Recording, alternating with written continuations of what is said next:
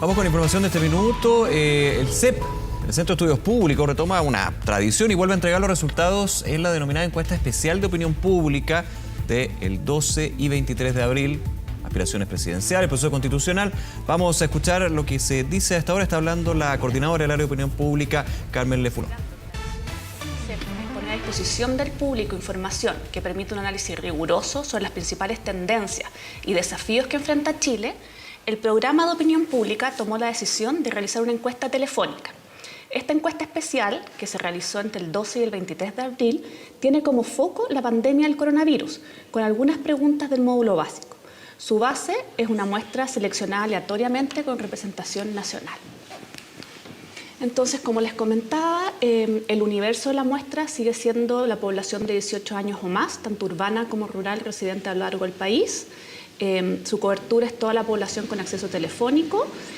Nosotros terminamos encuestando 1.655 personas con el modo de muestreo estratificado por tipo de conexión, con un muestreo aleatorio probabilístico basado en la marcación aleatoria de números, o RDD por las siglas en inglés, con un nivel de respuesta del 12,7. El nivel de precisión es 2,4%, considerando varianza máxima, y un 95% de confianza con muestreo aleatorio simple. Realizamos, como les decía, encuestas individuales por teléfono en base a un cuestionario estructurado, y la recolección se efectuó entre el 12 y el 23 de abril de este año. Algunos hechos noticiosos que se produjeron durante el trabajo de campo. El 13 de abril Salud registra una leve baja en la presión sobre las camas UCI. El 15 de abril la Cámara aprueba el tercer retiro de la AFP y el Gobierno anuncia que acudirá al Tribunal Constitucional. El 16 de abril anuncia las buenas noticias sobre la vacuna Sinovac y 7,6 millones de personas vacunadas. El 20 de abril la Cámara aprueba el proyecto de eutanasia y el Gobierno expresa su escepticismo. El 21 de abril, con voto de Chile Vamos, la Cámara aprueba el impuesto a los altos patrimonios y el alza del 30% el impuesto a las empresas. Y el 22 de abril el Senado aprueba el tercer retiro con votos de Chile Vamos. Entonces, vamos a partir primero viendo percepciones políticas y económicas. La primera pregunta, ¿cómo calificaría usted su actual situación económica? Vemos que un 2% la califica de muy buena y un 14% de buena, un 48% ni buena ni mala, y un 27% mala y un 8% muy mala. Si pensamos en las proyecciones a 12 meses sobre cómo cree que será su situación económica, tenemos que mucho mejor un 4%, mejor un 21%, igual un 50%, peor un 16% y mucho peor un 3%. Mirando ahora la situación económica del país, vemos que un 1% considera que será muy buena, un 6% buena, un 23% ni buena ni mala, un 44% mala y un 26% muy mala. Y pensando en las proyecciones a 12 meses, un 22% cree que mejorará, un 40% cree que no mejorará ni empeorará y un 36% que empeorará. Ahora, si comparamos las percepciones actuales sobre la situación económica personal con respecto al país, ¿no es cierto? Y comparamos las respuestas, cómo perciben al país y cómo perciben su situación económica, vemos que hay una sensación, una percepción de que la situación económica del país, un 70% cree que es mala, muy mala, versus un 36% creen que su situación económica es mala o muy mala, y contrasta con, ¿no es cierto?, el porcentaje que no cree que es ni buena ni mala. Un 48% de las personas cree que su situación económica no es ni buena ni mala versus el 23% del país.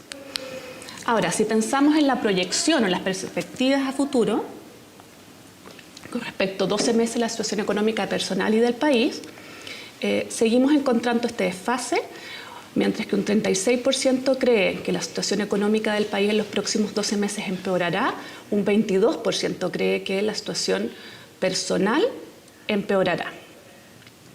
Y con respecto a no mejorará ni empeorará, un 40% versus un 50%. Ahora bien, preguntando la clásica pregunta sobre si el momento actual Chile está progresando, estancado o en decadencia, vemos que un 6% considera que está progresando, un 53% que está estancado y un 40% considera que está en decadencia. Luego indagamos sobre la confianza en las instituciones y se les pregunta por las instituciones que ven en el listado. Destacan la PDI y las radios con sobre 50%, 53% y 51%. Le siguen Fuerzas Armadas, Carabineros, municipalidades, los diarios y luego los sindicatos, las redes sociales con un 21%. Tenemos las iglesias evangélicas y católicas con un 17%, las empresas privadas 14%, siguen tribunales de justicia, la televisión con un 11%, el Ministerio Público con un 11%, y tenemos el gobierno con un 9%, el Congreso con un 8% y los partidos políticos con un 2%. Ahora se indagó sobre la ubicación de las personas en el eje izquierda-derecha. Se les pidió ubicarse en una escala del 1 al 10. Vemos que un 20% se ubica entre los puntos 1 o 4, que identificaríamos como la izquierda. El 5-6 se ubica un 41%, que son las posiciones centristas. 7 a 10 un 18% y un 17% no se identifica. Es decir, el grueso de la población se ubica en las posiciones de centro. Ahora indagamos también sobre percepciones y vivencias con respecto a la pandemia. En primer lugar, preguntamos pensando en los problemas que enfrenta el país producto de la pandemia. ¿Cree usted que ya ha pasado lo peor? ¿Seguimos en el peor momento o aún falta lo peor? Un 6% cree que ya ha pasado lo peor, un 42% cree que seguimos en el peor momento y un 51% cree que aún falta lo peor por venir. Después les preguntamos, comparando la situación económica de su hogar con respecto a inicio de marzo del año pasado, ¿cómo piensa usted que ha cambiado? Un 8% considera que está mucho mejor o mejor, un 27% considera que no ha cambiado, que está igual de antes, un 36% que está algo peor y un 29% que está mucho peor que antes. Y también indagamos sobre la confianza que tienen en la información proporcionada por las instituciones, personas o medios en relación al coronavirus. Acá observamos que la confianza en los científicos y expertos en coronavirus llega a 47%, confía mucho o bastante en la información provista por ellos, que es similar al porcentaje de confianza que le tiene la información provista por familiares o amigos cercanos y también al colegio médico. Luego vemos la radio y el Ministerio de Salud con un 38%, la municipalidad con un 30% y vemos las redes sociales, el Ceremi de su región y la televisión con un 20%. Finalmente se les preguntó durante la pandemia por cuánta tensión se ha generado entre usted y su pareja en relación a las tareas de la casa como limpiar y cocinar. En esta es una submuestra que solamente considera a las personas que tienen pareja. Y acá vemos un 42% que considera que no se generaba nada de tensión, un 22% se generó poca tensión, un 10% algo de tensión, un 9% bastante y 16% mucha tensión. Contrastamos luego estas percepciones según el sexo. Y es interesante notar que no hay diferencias sustantivas ni estadísticamente significativas entre la percepción de tensión en el hogar, en la pareja, entre hombres y mujeres. Pero sí vemos que hay una diferencia según el nivel educacional. Aquellos que tienen menor nivel educacional, media incompleta o menos, un 33%, considera que se ha generado mucha o bastante tensión en su pareja en relación con las tareas de la casa como limpiar y cocinar, versus un 23% aquellos que tienen educación media completa y un 18% aquellos que tienen educación superior. No solo puede producir tensión las tareas de la casa y el hogar, sino que sobre todo podría ser en cuanto al cuidado y educación de los niños, ¿cierto? O sea, sabemos que se han suspendido las clases presenciales y esto ha puesto el peso de la educación en los hogares. En esta muestra se restringe a las parejas que tienen niños menores y acá vemos que el porcentaje que declara tensiones aumentó. Tenemos un 27% que considera que no se ha generado nada de tensión, un 25% que poca, un 12% algo, un 14% bastante y un 23% mucha. Vemos acá también hay algunas leves diferencias, pero estas no alcanzan el nivel de significancia estadística o están en el margen en que 40% de las mujeres declaran mucho bastante y un 34% de los hombres. Pero como veíamos en la pregunta anterior sobre las tareas de la casa, el cuidado de los niños también genera diferencias en el nivel de atención según el nivel educacional. Un 49% de quienes tienen educación media incompleta menos con niños en el hogar declara que se ha generado mucha o bastante tensión, un 34% de aquellos que tienen educación media completa y un 24% de aquellos que tienen educación superior. Finalmente preguntamos en la tensión que tenemos entre que las personas tengan libertad de desplazarse y hacer su vida o que se prohíba todo desplazamiento para controlar la pandemia. Las personas, como ven, se ubicaron en un eje del 1 al 10, en que el 1 significaba que las personas tengan libertad de desplazarse y hacer su vida, y el 10 significaba que se prohíba todo desplazamiento para controlar la pandemia. Como ven, la gran mayoría de la población se ubica en el polo de que se prohíba todo desplazamiento para controlar la pandemia, incluso hay un 38% que está en el valor máximo 10. Si sumamos el valor entre 8, 9 y 10, 7, 8, 9 y 10, tenemos un 61% de la población. Y ahora vamos a pasar a la aprobación presidencial. Independiente de su posición política, usted aprueba o desaprueba la forma como Sebastián Piñera está conduciendo su gobierno. Tenemos que un 9% aprueba, un 15% no aprueba ni desaprueba y un 74% desaprueba con un 2% que no sabe o no contesta. Esta pregunta la desagregamos también por sexo, no hay diferencia entre mujeres y hombres. Hay diferencias por nivel etario, hay una menor porcentaje de desaprobación entre aquellos que tienen 55 años y más.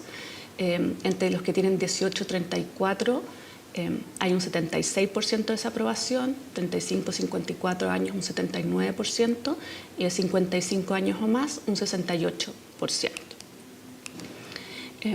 Vemos que no hay diferencias sustantivas ni estadísticamente significativas por nivel educacional, pero como es de esperar, hay diferencias por posición política o autoidentificación en el eje izquierda-derecha. Vemos que mientras en la izquierda, o quienes se identifican con la izquierda, un 5% aprueba, quienes se ubican en el centro un 7% y quienes se ubican en la derecha un 23%, con un 2% entre quienes no se identifican. El nivel de desaprobación, vemos que la izquierda es mucho más crítica, con un 90% de desaprobación, un 75% de quienes se ubican en posiciones centrales, un 50% quienes se ubican en posiciones de la derecha y un 80% de quienes no se identifican. Y para terminar, vamos a presentar la evaluación de personajes políticos. Acá es importante recordar que la evaluación positiva no es sinónimo que adhesión política. Y vamos a partir con el porcentaje de conocimiento. Sebastián Piñera, Michelle Bachelet lideran con cerca un 100%, luego le siguen Joaquín Lavín, Pamela Giles y Evelyn Matei con 90%, Enrique París con un 76%, José Antonio Kast, Felipe Kast y Daniel Jadwe con cerca de un 70%, Gabriel Boric y Jimena Rincón con 62%, Ignacio Briones con un 57%, Yasna Proboste con un 53% de conocimiento, Mario Desbordes con un 51%, Jorge Charp con un 49%, Sebastián Sichel y Heraldo Muñoz 47-46%, Isquia Siches con un 44%, Paula Narváez y Guillermo Teller con un 38% de conocimiento, Álvaro Elizalde con un 35%, Fuad Chaín con un 30% y Javier Macaya con un 25%. Luego, entre quienes evalúan a la persona, es decir, la conocen, se indaga sobre evaluación positiva o negativa y, como les decía, la evaluación positiva no es lo mismo que adhesión política. Como vemos, Pamela Giles lidera la evaluación positiva con un 54% y un 28% de evaluación negativa. le sigue Isquiasiches con un 49% de evaluación positiva, luego Enrique París con un 34%, Joaquín Lavín con 32%, cerca Sebastián Sichel, Mario Desbordes y Michelle Bachelet, Evelyn Matei, todos cerca del 28-29%, luego Yasna Proboste con un 26%, Jimena Rincón con un 25%, Heraldo Muñoz con un 24% de aprobación, Daniel Juade con un 24% también, pero vemos diferencia en términos del nivel de evaluación negativa. Jorge Chap con un 22% de evaluación positiva y un 47%, Paula Narváez, al igual que Felipe Cas, con un 20% de evaluación positiva, Fuad Chaín con un 18% de evaluación positiva, Javier Macaya con un 17%, al igual que Ignacio Briones, y ambos también con una evaluación negativa de un 58%, Ignacio Briones junto con José Antonio Cast en un 58-59%, Álvaro Elizalde un 15% de evaluación positiva, Gabriel Boric un 15% de evaluación positiva, Guillermo Tellier un 12% y Sebastián Piñera un 11%. También varían sustantivamente las evaluaciones negativas, como ustedes pueden ponerlo. Si vemos ahora en el cuadrante, en que en el eje horizontal está el porcentaje de conocimiento y en el eje vertical la evaluación positiva, tenemos que en el cuadrante de mayor conocimiento y evaluación positiva sobre 50% está Pamela Giles, ¿no es cierto?, que tenía una evaluación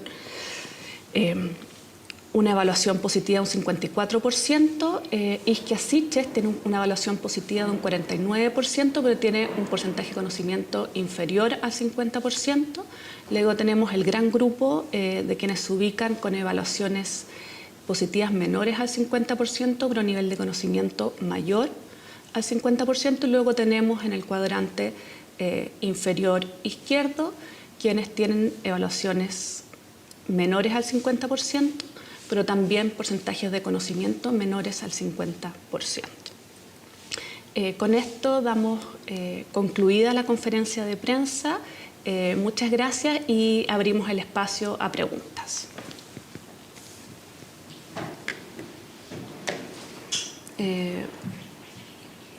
Les recuerdo, por favor, que tienen que levantar la mano en el chat para yo poder darles la palabra y así que puedan formular su pregunta.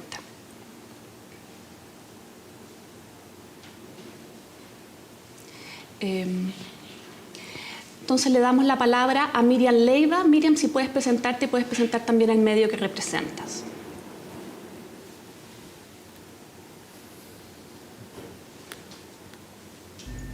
¿Ahora me escuchan?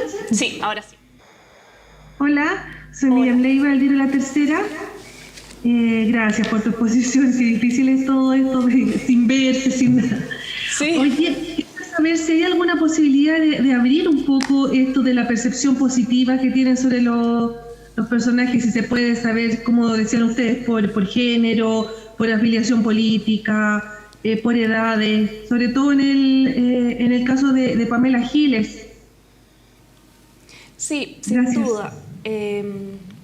A ver, lo que tenemos, contestando a tu pregunta, ¿no es cierto?, por Pamela Giles, vemos que efectivamente en términos de edad, la evaluación positiva es alta o es mayor entre los jóvenes que entre los que con de menor edad. Tenemos que entre los 55 años y más, un 47% tiene una valoración positiva.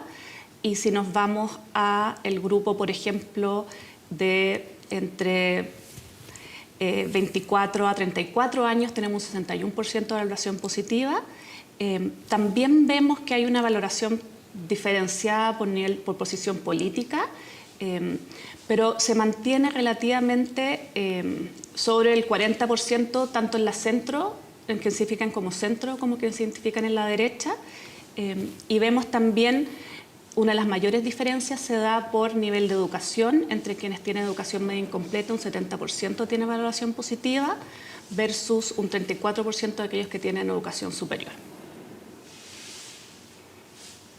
No se observan, lo que sí no tenemos diferencia, o no se observan grandes diferencias por sexo. Beatriz Apud.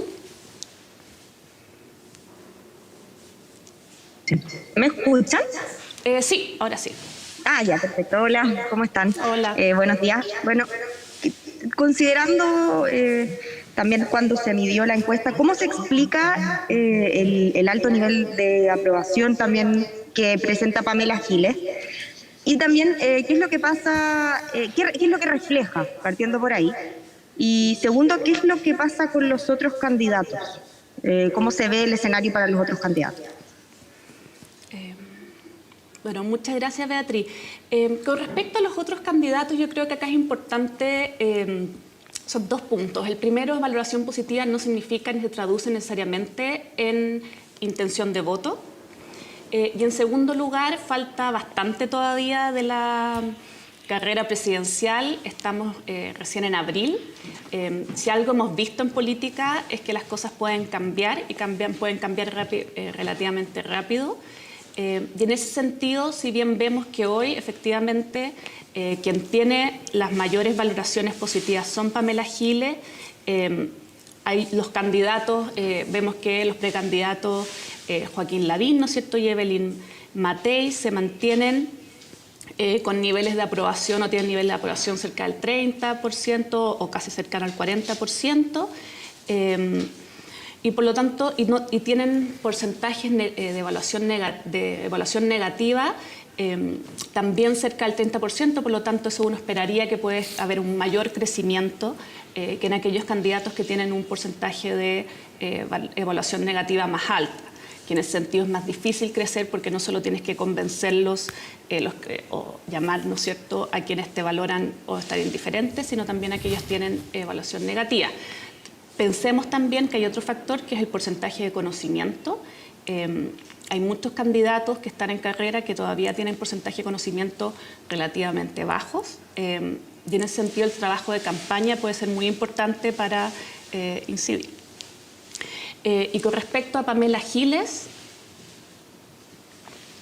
vemos que ella se posiciona, y es interesante porque se posiciona con mayor fuerza o hay una evaluación positiva más alta entre aquellos que tienen menores niveles de educación. No apela tanto a una diferenciación entre hombres y mujeres, sino más bien pareciera que una de las grandes diferencias efectivamente es nivel de educación, que muchas veces está asociado con nivel de ingresos. Eso. Déjenme ver, ¿alguien más tiene alguna otra pregunta?